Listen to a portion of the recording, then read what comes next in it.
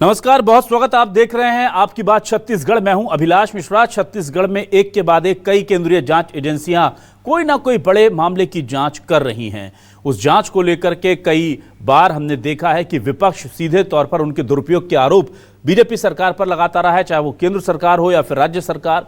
और ऐसे में हाल ही में सुप्रीम कोर्ट से एक तल्ख टिप्पणी ईडी को लेकर के कथित तौर पर आई, जिसके बाद वो सवाल जो है और ज्यादा तेजी से उठने लगे हैं। इधर हमने देखा कि भारतमाला प्रोजेक्ट की जांच को लेकर ईओडब्ल्यू से उसे लेकर के ईडी को सौंप दिया गया है। हो सकता है कि उसमें कुछ ऐसे तथ्य मिले हैं कि लग रहा है कि इसका दायरा बढ़ रहा है। और शराब घोटाला, जो कि छत्तीसगढ़ की सियासत की सुर्खियां पिछले 2-2.5 सालों से बना हुआ है, उसकी जांच पहले ईडी कर रही थी, अब उसकी जांच सीबीआई भी करेगी। एक नया अपडेट ये आ गया है। तो क्या ये जांच का दायरा इतना ज्यादा बढ़ गया है इसलिए हो रहा है, या फिर ऐसी कोई व्यवस्था है कि ईओडब्ल्यू के बस का नहीं है इसलिए ईडी को दे दिया, उधर ईडी शायद पूरे ढंग से काम नहीं कर पा रही थी इसलिए सीबीआई को दिया गया है, या फिर वो दोनों अलग अलग फील्ड ऑफ एरियाज हैं और उनमें काम करने के लिए अलग अलग एजेंसीज की दरकार है। लेकिन सुप्रीम कोर्ट ने जो ईडी को कहा है कि आपके पास जब तथ्य या सबूत नहीं होते तो क्यों फिर आप इस तरह के मामलों को अदालत तक लेकर के आते हैं, इस तरह के मामलों में आप इतनी बातें करते हैं। एक पर्टिकुलर मामले को लेकर के हालांकि उन्होंने ये टिप्पणी की थी, लेकिन कोर्ट की ये टिप्पणी ये बताती है कि जिस तरह से कन्विक्शन रेट को लेकर केंद्रीय जांच एजेंसियों के बार बार सवाल उठते हैं, उसको लेकर अब सुप्रीम कोर्ट भी कहीं ना कहीं थोड़ा सा नाराज है, और होना भी चाहिए। आप हमारी एलीट एजेंसीज हैं, लेकिन आपका रिकॉर्ड अगर इतना अच्छा नहीं होगा तो सवाल तो उठेंगे। इन्हीं सवालों के साथ शुरू करते हैं आपकी बात।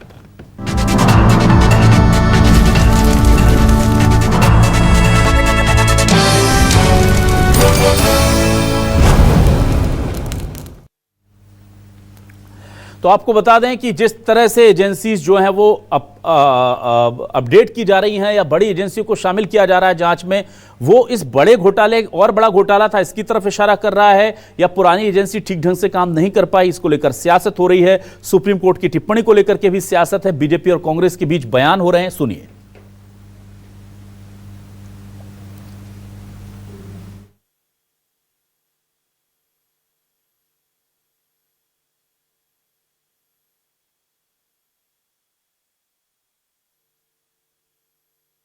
कि भारतीय जनता पार्टी ने विधानसभा चुनाव के दौरान जो झूठे मनगढ़ंत और प्रोपगंडा रचकर जो घोटाले और गड़बड़ियों का आरोप लगाया था, आज वो सरकार में है। जितने वो आरोप लगाए थे, ईडी आज तक न्यायालय में कोई सबूत प्रस्तुत नहीं कर पा रही है, सीबीआई प्रस्तुत नहीं कर पा रही है, और कई मामले में तो न्यायालय ने जांच एजेंसियों की फटकार लगाने का काम किया है। अपनी राज्य की एजेंसियों से उन पर शिकायत करके जांच करा के कहीं ना कहीं सिर्फ परेशान करने का काम कर रहे हैं। इनके पास कोई तथ्य नहीं है, कोई इनके पास सबूत नहीं है, हवाई आरोप था। इसीलिए ये कभी राज्य की एजेंसी पर भरोसा करते हैं, कभी केंद्रीय एजेंसी पर भरोसा करते हैं। असल में इनको किसी एजेंसी पर भरोसा ही नहीं है। और आइए देखते हैं आज के हमारे सवाल क्या है। सवाल लेकर आ रहे हैं आपके सामने। हमारे सवाल ये रहे, विपक्ष ने पहले जांच एजेंसियों को कोसा, क्या अब सरकार को भी नहीं रहा भरोसा? शराब घोटाले की ईडी के साथ अब सीबीआई करेगी जांच। भारतमाला घोटाले में ईओडब्ल्यू से भी क्या हिला विश्वास? सुप्रीम कोर्ट ने भी ईडी पर उठाए सवाल, बिना सबूत क्यों मचाते हो इतना बवाल? छत्तीसगढ़ में भारतमाला शराब घोटाले की जांच में पेच, एजेंसियों पर सुप्रीम सवाल से सियासत तेज। 3 खास मेहमान जुड़ गए। अजय गंगवानी जी जुड़ गए हैं। अजय गंगवानी बहुत वरिष्ठ नेता हैं, प्रवक्ता हैं कांग्रेस से, उनके बहुत स्वागत करता हूं उनका। बीजेपी से वरिष्ठ नेता प्रवक्ता के.एस. चौहान साहब जुड़ रहे हैं, उनका भी बहुत स्वागत करता हूं। और के शर्मा वरिष्ठ पत्रकार के तौर पर हमें ज्वाइन कर चुके हैं। वेलकम के शर्मा जी। और सबसे पहले सवाल लेकर अजय गंगवानी जी आपके पास आता हूं। देखिए, एजेंसीज बदली जा रही हैं, लेकिन यह कहा जा रहा है क्योंकि एरिया ऑफ वर्किंग उनका अलग अलग है। ईडी जो है वो आपराधिक मामलों को लेकर के किसी तरह का मामला दर्ज नहीं कर सकती, आगे नहीं बढ़ सकती, तो इसलिए शायद वहां पर कुछ मिला हो ईडी को जांच में। तो अब सीबीआई को शराब घोटाले में इन्वॉल्व कर लिया गया है। इसके अलावा भारतमाला प्रोजेक्ट को ईओडब्ल्यू से बढ़ाकर ईडी को दे दिया गया है, और इस बीच में आती है सुप्रीम कोर्ट की टिप्पणी। इन तीनों ही मामलों के बीच में क्या कांग्रेस का रुख?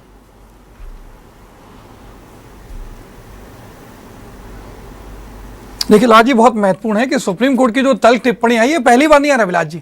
इसके पहले भी माननीय सुप्रीम कोर्ट ने स्पष्ट रूप से कहा था ईडी के लिए, ईडी अपनी कार्रवाई को पारदर्शी बनाए, टारगेटेड रूप से कार्रवाई न करे, बिना पर्याप्त सबूतों के किसी को सलाखों के पीछे न ढकेले। अभी तक जो हमारी यूपीए सरकार थी 10 सालों में 112 मामले दर्ज किए गए, जबकि केंद्र की मोदी सरकार द्वारा 11 सालों में 4000 से अधिक मामले दर्ज किए गए, जिसका कन्विक्शन रेट 0.5%। मतलब इलाज जी, अगर 200 लोगों पर ईडी कोई कार्रवाई कर रहा है तो आखिरी में एक व्यक्ति आरोपी साबित होता है, 199 लोग बेकसूर साबित होते हैं।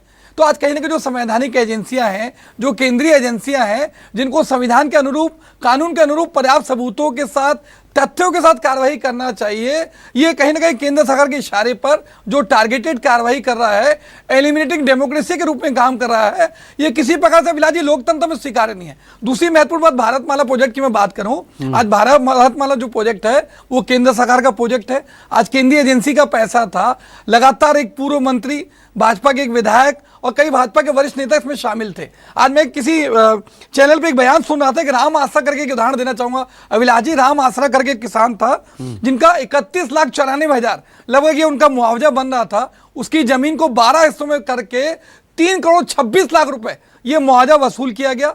किसान को मात्र 90 लाख रुपए दिए गए, बाकी 2 करोड़ से ज्यादा की रकम जो है अधिकारियों, दलालों और इनके नेताओं ने मिलकर कब्जा कर लिया।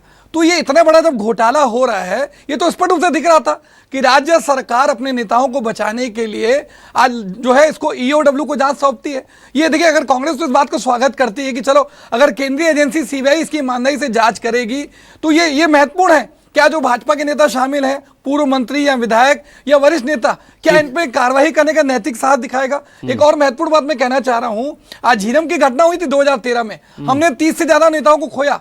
माननीय रमन सिंह ने 2013 में विधानसभा में कहा कि भैया इस पूरे मामले की जांच मैं सीबीआई से करूंगा, लेकिन ना सीबीआई को कोई पत्र लिखा गया।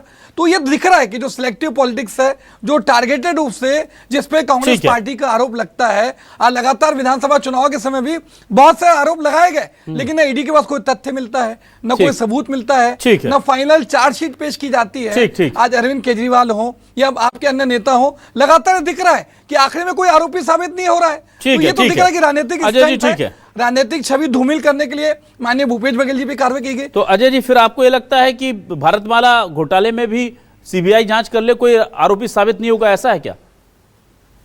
या आपको लगता है कि नहीं, वहां पर तो हो जाएंगे क्योंकि घोटाला हुआ है, वो बीजेपी के टाइम का इसलिए? देखिए, मैं तो स्पष्ट रूप से कह रहा हूं, क्या नहीं, देखिए दो चीजें स्पष्ट है। अभी तक अगर घोटाले की बात कर रहे हैं, पहले भी हमने देखा कि ईडी ने जो है आज महाराष्ट्र के पूर्व मुख्यमंत्री अशोक चौहान, प्रहलाद पटेल, छगन भुजबल, हेमंत बिस्वा शर्मा, येदुरप्पा, मुकुल राय, ऐसे कई नेताओं के खिलाफ भ्रष्टाचार के आरोप की बात की। माननीय मोदी जी खुद लोकसभा चुनाव के समय अजीत पवार कहते थे कि 70,000 का घोटाला हुआ, लेकिन जब ये सारे नेता भाजपा में शामिल होते हैं, वॉशिंग पाउडर से धुल के साफ हो जाते हैं, सारे ईडी की कार्रवाई खत्म हो जाती है। आज ईडी अपनी सुप्रीम कोर्ट ने क्लोजर रिपोर्ट दर्ज करा है। ये मैंने जो 7 नेताओं के नाम लिए, ये 7 नेताओं के खिलाफ ईडी अपनी कार्रवाई वापस ले रही है। अविनाश जी, दिख रहा है कि टारगेटेड रूप से कार्रवाई कर रहा है, चौहान साहब के पास शामिल हो रहे हैं, सारी कार्रवाई खत्म हो जाती है। छत्तीसगढ़ के चिंतामणि महाराज का देख लीजिए, कोयला घोटाले का आरोप लगा। चौहान साहब, आपके पास आता हूं, बड़े गंभीर आरोप लगा रही है कांग्रेस, सर क्या कहेंगे आप? अभिलाष जी, सबसे पहले हमारे को ये देखना चाहिए कि कार्यपालिका, न्यायपालिका और विधायिका के काम अलग अलग होते हैं, ये स्वतंत्र इकाइयां रहती हैं। दूसरी बात ये है कि ईडी की जो कार्रवाई हो रही है या सीबीआई की जो कार्रवाई होती है, वो माननीय न्यायालय कोर्ट से आदेश लेने के बाद या परमिशन लेने के बाद चालू होती है, और माननीय न्यायालय के मतलब निगरानी में ये कार्रवाइयां होती हैं। उससे माननीय कार्यपालिका जो है वो अपना कर रही है। अभी अभी हमारे साथी प्रवक्ता एक आंकड़ा, कुछ भी नहीं है प्रावधान, 200 में पॉइंट के बाद हो एक आदमी की कन्विक्शन आता है, 0.5 की कन्विक्शन रेट है। तो मैं माननीय प्रवक्ता से ये पूछना चाहता हूं कि माननीय प्रवक्ता जी, जो अभी न्यायालय में कोर्ट चल रहे हैं 1947 से आज तक, उसका कन्विक्शन रेट आप बताएंगे कि मैं बताऊं? मैं बता देता हूं, 0.26। और उसमें क्या होता है कि 450 में सिर्फ एक आदमी को कन्विक्टेड किया जाता है, और कन्विक्शन रेट ये है। दूसरी बात, अभी आपने 7 लोगों के नाम लिए, उसके बाद एक नाम और लिया, 8 लोगों के नाम। तो आप खुद बोल रहे हैं कि 200 में से एक कन्विक्शन रेट है, और जब माननीय न्यायालय कोर्ट में जब जो नॉर्मल चलते हैं उसमें 450 में एक कन्विक्शन आता है। तो आप खुद बताइए कि क्या सातों के सातों मतलब आरोपी होंगे?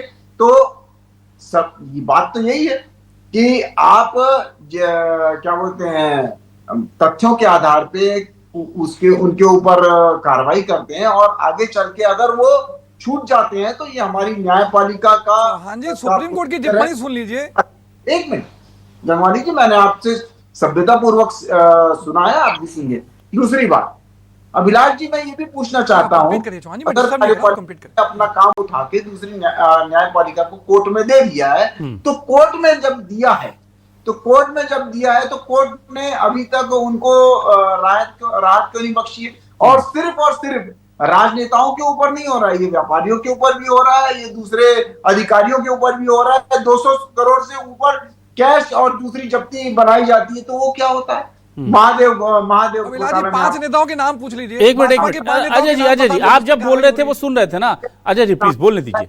हाँ, CGMSC में नाम आता है, सभी चीजों में नाम आता है, और बिना तथ्य के तो कोई भी चीजें नहीं होती। ये 112 नंबर थोड़ी ना कि आप फोन किया और सभी चीजें हो जाएगी, नहीं। ये एक कानूनी प्रक्रिया है, उच्च स्तरीय कानूनी प्रक्रिया है जो अपने स्तर पे होगी और पुख्ता सबूतों के साथ होगी। ठीक है, मैं वापस आता हूं के शर्मा जी आपके पास। के शर्मा जी, देखिए एजेंसीज जो चेंज हो रही हैं 2-2.5 साल बाद जाकर के हम देखते हैं कि शराब घोटाले में अब ये कहा जा रहा है कि एक और एजेंसीज को इन्वॉल्व करना पड़ रहा है। तो क्या बहुत स्लो स्पीड है हमारी जांच की, इसलिए ये हो रहा है, या ये मामला ही इतना बड़ा है, या जो कहा जा रहा है कि शायद उतना निकल कर आया नहीं जितना बोला गया था, तो अब इसको और ज्यादा पुख्ता तरीके से जांचने की दरकार है? देखिए, शराब घोटाले की जहां तक बात है तो ये छत्तीसगढ़ नहीं, छत्तीसगढ़ से बाहर झारखंड की भी बात आती है। और झारखंड में 450 करोड़ रुपए घोटाला जबकि FIR छत्तीसगढ़ में EOW दर्ज करती है, और वहां जब अधिकारी जाते हैं तो कहा जाता है कि उनको वहां सपोर्ट नहीं मिलता है। वहां महत्वपूर्ण दोनों प्रदेशों में ये है कि यहाँ कांग्रेस के नेता पूर्व मंत्री कवासी लखमा की गिरफ्तारी होती है, और वो अभी कांग्रेस यहाँ सरकार में नहीं है। लेकिन झारखंड में सत्ताधारी दल के ऊपर यह आरोप है कि FL10 लाइसेंस को चेंज करके वो निजी कंपनियों को दी गई, और होलोग्राम वगैरह जो चेंज करके जितने प्रकार के नीति में गड़बड़ी के बाद जो शराब घोटाला हुआ है उसकी जांच की बात आ रही है। क्योंकि वहां राज्य में सरकार ही है और उसी सरकार के अधिकारियों पर आरोप लगा हुआ है, सचिव स्तर के अधिकारी हैं उनके ऊपर है, और एक ज्वाइंट सेक्रेटरी है उनके खिलाफ FIR दर्ज हुआ है। अब उसके जांच के लिए छत्तीसगढ़ को यदि झारखंड में नहीं मिल पा रहा है तो केंद्र सरकार ने CBI को दिया, छत्तीसगढ़ ने अनुमति दे दी। अब ये शराब घोटाले की जांच में दोनों राज्यों के मामले में सामने आएंगे, छत्तीसगढ़ के भी अधिकारी उसमें शामिल है जो छत्तीसगढ़ शराब घोटाले में शामिल है, इसलिए CBI को दिया जाना एक उचित कहा जा सकता है।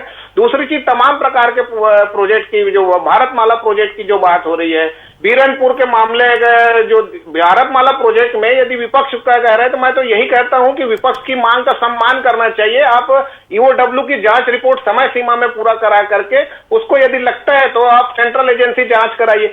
जो कोर्ट का निर्देश की बात आती है इसमें जांच में समय लगेगा, ये बात आती है।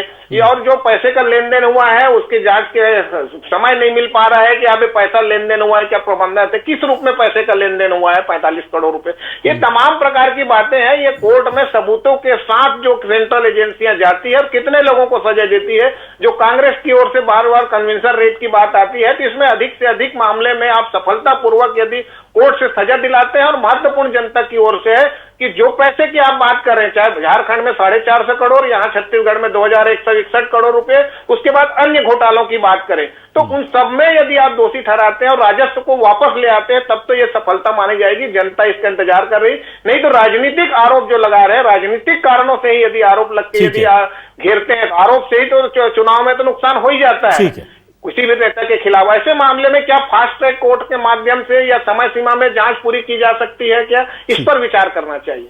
ठीक है, इस तरह से बड़े मामले में। अजय जी आपके पास आता हूं। अजय जी देखिए, यहां पर सवाल यह है कि अगर सही है कांग्रेस के नेता, चाहे वो भूपेश बघेल हो, जैसे सेक्स सीडी कांड से उनको जमानत मिली ना, वो निकल गए, लेकिन हम देखते हैं कि लखमा जी इस वक्त टेलीविजन पर स्क्रीन पर हैं, वो अभी तक अंदर हैं। तो लंबे समय तक वो अंदर रहे हैं, उन्होंने कोशिशें की हैं, बार बार उनकी बेल पिटीशन को कोर्ट ने खारिज किया है। तो ये जांच लंबी जरूर है, पर इसका ये मतलब नहीं है कि बिल्कुल निष्पक्ष है या नहीं है, या फिर कांग्रेस के जो नेता हैं वो बिल्कुल उनके ऊपर कोई दोषी साबित नहीं हुआ है। अभी तो जेल के अंदर है ना भाई।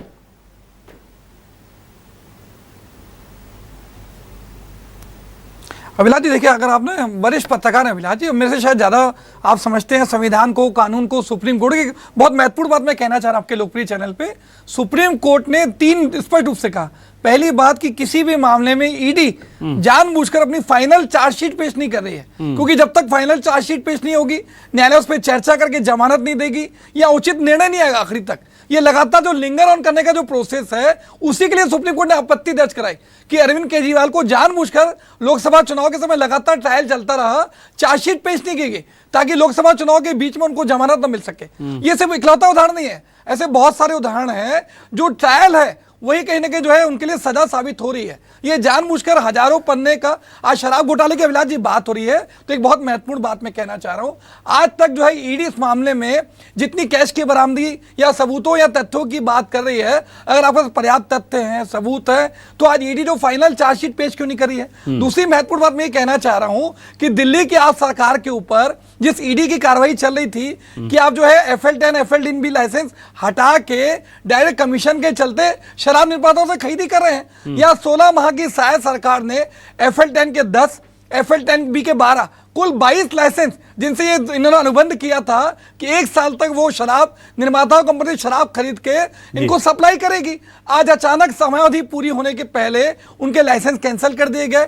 डायरेक्ट लंबी कमीशन और भ्रष्टाचार के चलते शराब निर्माताओं ने डायरेक्ट खरीदी की जा रही है। जब वही नीति जो आपकी दिल्ली सरकार पर ईडी कार्रवाई कर रही है, तो शायद सरकार में क्यों कार्रवाई नहीं हो रही, पहली बात। दूसरी 2012 से 2017 सरकार थी, IMFL इस मामले को लेकर, इस तथ्य को लेकर आप कोर्ट क्यों नहीं गए कि भाई इसी आरोप में आपने दिल्ली के तमाम मंत्री और सबको जेल में डाल दिया, तो आप बीजेपी इसमें शायद सरकार को लेकर के आप चले जाइए कोर्ट ने आपको मना किया है क्या? देखिए जी, अब आप चाह रहे हैं कि शायद सरकार खुद के खिलाफ कोर्ट चली जाए। देखिए इतना दो चीजें स्पष्ट है, और एक चीज कहना चाह रहा था। देखिए 2 चीजें स्पष्ट है। देखिए ये एक चीज और है कि 2012 से 2017 के बीच में Abhilash ji Indian made for liquor IMFL के लाइसेंस दिए गए, जिनको बिना शराब उनको 40 से लेकर 60% कमीशन दी गई, 4400 करोड़ का राजस्व को नुकसान पहुंचाया गया। आज हम न्यायिक प्रक्रिया का पालन कर रहे हैं। हमारे कांग्रेस के वरिष्ठ नेता के माध्यम से हाईकोर्ट में याचिका पेंडिंग है, जिसपे कार्रवाई अभी जारी है। देखिए दूसरी महत्वपूर्ण बात है कि आप टारगेटेड रूप से कर रहे हैं। आपके चिंतामणि महाराज की मैं बात कर रहा था, आप उसके लिए कहते हैं कोयले घोटाले में शामिल है और मैंने करोड़ों रुपए की रिश्वत ले रहे हैं। चलिए भाजपा में शामिल होता है, ये बात आप कह चुके हैं सर। ठीक है, मैं जल्दी से चिंतामणि महाराज का नाम हटा दिया, मैं के शर्मा जी के पास आता हूँ। ठीक है सर जी, के शर्मा जी आपके पास में आता हूँ। के शर्मा जी, आखिरी बात मैं कहना चाह रहा हूँ, आखिरी 10 सेकंड। बोलिए सर, बोलिए अजय जी। एक चीज मैं आखिरी कहना चाह रहा हूं, दंतेवाड़ा के एक ही नाले पे बिना टेंडर के, बिना प्रशासनिक अनुमति के, बिना बजट प्रावधान के एक ही नाले पे 3 पुल बने गए। यही कवासी लखमा जी जब विधानसभा में इसको पेश करते हैं तो टारगेट रूप से ईडी की कार्रवाई की जा रही है। इन्हीं के अजय चंदाकर, इन्हीं के धर्मलाल कौशिक, इन्हीं के राजेश मूणत, और लगातार कमिशन को भ्रष्टाचार की बात। ठीक है अजय जी, ठीक है, मैं जल्दी से के शर्मा जी के पास आता हूं। ठीक है, समय खत्म हो रहा है सर। के शर्मा जी आपके पास आ रहा हूं मैं। ठीक है के शर्मा जी, मैं ये जानना चाहता हूं, जो आरोप महत्वपूर्ण है, जो मुझे लगता है कि उस पर बात होनी चाहिए, जो अजय जी लगा रहे हैं कि ईडी इस पूरे मामले को लेकर के क्या जानबूझ करके इसका जो ट्रायल टाइम है वो बढ़ा रही है, क्योंकि पहले चार्जशीट को लेकर के बहुत देरी हुई, फिर फाइनल चार्जशीट सबमिट नहीं हो रही है, और ऐसे में अब जब सुप्रीम कोर्ट ने तल्ख टिप्पणियां दी है कि फाइनल चार्जशीट आप लेकर के आइए, या उसकी डिमांड अब आने वाली है, आ चुकी है, तो क्या ऐसे में सीबीआई को इंट्रोड्यूस करके ये टाइम टेकिंग के लिए एक बहुत अच्छा इंस्ट्रूमेंट इस्तेमाल नहीं हो गया है? क्योंकि अब सीबीआई इसमें इन्वॉल्व होगी और वो नए सिरे से जांच को देखेगी, करेगी, तो एक प्ली ये भी हो सकती है कि ठीक है, आप ईडी के मामले में भले ही ये यहां पर अभी हम इनके खिलाफ सबूत नहीं दे पाए, बट ये जांच तो शुरू हुई है, तो एक कोर्ट के ऊपर एक वो होगा कि ठीक है भाई, सीबीआई भी अब जांच कर रही, तो सीबीआई के लिए कुछ और वेट कर लेते हैं। तो ये कहते हैं ना, सजा से ज्यादा मुश्किल ट्रायल ही हो जाएगा क्या? यही महत्वपूर्ण बात है जो कोर्ट का टिप्पणी जो अंत में जो आपने कहा है कि इतने आरोप लगते हैं, जब राजनीतिकों की भूमिका की बात आ रही है, इसमें शामिल है क्या? जनता में एक संदेह की स्थिति है ये जिसका लाभ चुनाव में मिल जाता है। हम कह सकते हैं कि छत्तीसगढ़ में भाजपा ने इस भ्रष्टाचार के आरोपों के चलते हुए जनता ने इनको बताया कि आप जीरो टॉलरेंस की नीति लेके आ रहे हैं, सुशासन की बात कर रहे हैं, तो इसी को चलते हुए। लेकिन अभी जो बात चल रही है, झारखंड में भी नीति परिवर्तन होता है। छत्तीसगढ़ के जो नीति मतलब जो लोग शामिल है, कह सकते हैं अरुणपति त्रिपाठी वगैरह, अनवर, ये वहां भी शामिल है और वहां उसे नीति संचालित करके। लेकिन महत्वपूर्ण आप देखिए कि वहां पे सरकार है, वहां नीति परिवर्तन माने मुख्यमंत्री और पूरे मंत्रिमंडल की भूमिका की बात आती है। अब वहां पे जो नीति परिवर्तन हुआ है उसको बाद से जिस तरह से शराब घोटाले की बात आ रही है, होलोग्राम की बात आ रही है, तो इस सब मामले में सीबीआई क्या वहां किस स्तर पर कार्रवाई करती है? छत्तीसगढ़ में चूंकि भाजपा की सरकार है, जांच समय सीमा पर हो, ये तो मैं तो शुरू से कह रहा हूं कि क्योंकि आरोप लगने से ही नेताओं की छवि धूमिल हो जाती है, ये तो जनता के बीच में स्वीकारना चाहिए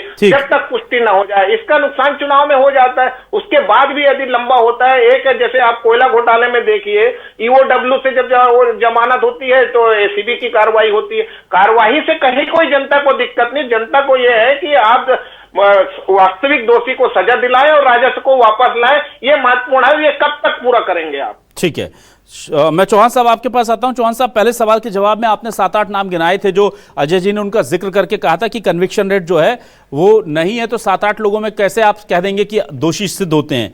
लेकिन मुझे आपका ये कैलकुलेशन जो सेलेक्टिवनेस है आपकी, वो पसंद नहीं आती, क्योंकि आप अगर बीजेपी के 7 लोगों पर आरोप लगे थे, ईडी ने कार्रवाई की थी, तो आप मान के चल रहे थे पहले दिन से कि वो जरूरी नहीं कि दोषी सिद्ध हो जाएं। पर अगर कोई आरोप भूपेश बघेल पे लग जाता है, लखमा जी पे लग जाता है या किसी अधिकारी पे लग जाता है, तो पूरी बीजेपी, उनके पूरे परिवार, उनकी पूरी पार्टी को भ्रष्टाचारी, करप्ट घोषित कर देती है। फिर आप जांच आने का, कोर्ट की आदेश आने का इंतजार नहीं करते। तो ऐसे कैसे सर? कि अपने लिए थे तो आपने कहा वो तो छूट ही जाते हैं, 99 लोगों में हमारे भी छूट गए क्योंकि वो निर्दोष थे। लेकिन कांग्रेस के तो अभी फैसला आना बाकी है ना। आप तो लखमा जी को करप्शन में इन्वॉल्व बोलते हैं, भूपेश बघेल को करप्शन में इन्वॉल्व बोलते हैं। अभिलाष जी, सत्यमेव जयते लिखा था भूपेश बघेल, जैसे उनको क्लीन चिट मिली थी, सत्यमेव जयते लिखा था, वो किस आधार पे लिखा हुआ था? और उसके बाद बताइए कि छत्तीसगढ़ में क्या 2 ही नेता हैं या 3-4 ही नेता हैं जिनके ऊपर ईडी ने कार्रवाई की है? सिर्फ 3-4 नेता हैं और कोई नेता नहीं है, या और कोई नेताओं के नंबर पे आते ही नहीं है। सिर्फ ये 4 नेताओं के ऊपर करी है, बाकी सब ठीक है। तो ऐसा नहीं होता है। जिसके ऊपर कोई शक होता है, जिसके ऊपर कोई सबूत मिलता है, उसके ऊपर ही कार्रवाई की जाती है, अन्यथा दूसरे लोगों पर कार्रवाई नहीं की जाती है। जब भूपेश बघेल जी को क्लीन चिट मिली है और दूसरे कवासी लखमा का अभी प्रोसीजर चालू है, अगर उनके खिलाफ कुछ नहीं आता है तो उनको भी छोड़ दिया जाएगा। अगर उनके खिलाफ आता है तो उनको भी पकड़ लिया जाएगा। जैसे कि मैंने पहले भी बोला कि सिर्फ और सिर्फ राजनेताओं के ऊपर नहीं, अधिकारियों के ऊपर और दूसरे उनके आदमियों के ऊपर भी ईडी की गाज गिरी है। और वो माननीय न्यायालय कोर्ट के उसमें, और उनमें इन लोग के करीबी जो लोग हैं, भूपेश बघेल के जो करीबी लोग हैं, उनको जमानत तक नहीं मिली है। क्यों जमानत नहीं मिली है? क्यों आप नहीं लगाते हैं? क्यों आप क्या बोलते हैं, जमानत अगर नहीं मिली है तो क्या न्यायालय दुर्भावनावश कर रहा है या न्यायालय की बात आप नहीं मानते? तो ये सभी चीजें सोच समझ के बोलनी चाहिए। संवैधानिक मुद्दा आप उठाएं, राजनीतिक मुद्दा इसको मत बनाएं। ये संवैधानिक मुद्दा है और संविधान के हिसाब से चलना चाहिए। और एक भी ऐसी चीज बता दीजिए कार्रवाई ईडी या सीबीआई की 2014 के बाद जो असंवैधानिक हो। 10 सेकंड दीजिएगा बस। तो बोला खत्म हो गया सर समय, माफी चाहूंगा जी। ठीक है, माफी चाहूंगा सर, सब समय खत्म हो गया। लेकिन जो छत्तीसगढ़ में जिस तरह से जांचें चल रही हैं और घोटाले पर घोटाले आ रहे हैं, हमें लगा था कि शायद सरकार आने के बाद घोटाले नहीं होंगे, लेकिन जिस तरह से भारतमाला का ये जो घोटाला निकला, शुरू में छोटा दिखा फिर बड़ा दिख रहा है, उससे पहले शराब घोटाला था, इससे एक बात तो तय है कि भले ही कौन इन्वॉल्व है कौन नहीं, ये कोर्ट में साबित होना हो और उसको लेकर के बहुत ज़्यादा विश्वसनीयता जनता अपने खुद तय कर ले कि उसको कितनी है। लेकिन एक बात तो तय है कि घोटाले तब भी होते थे, घोटाले अब भी होते हैं, और घोटालों को लेकर के एजेंसी का खेल तब भी चलता था, अभी भी चलेगा। पर देखना यह होगा कि छत्तीसगढ़ को लूटने वाले क्या वाकई में सलाखों के पीछे पहुंच पाएंगे, इस पर सबकी निगाहें होंगी। बहुत शुक्रिया अजय गंगवानी जी, के.एस. चौहान साहब, के.के. शर्मा जी हमारे साथ जुड़ने के लिए, इस डिबेट का हिस्सा बनने के लिए तमाम दर्शकों का शुक्रिया। नमस्कार।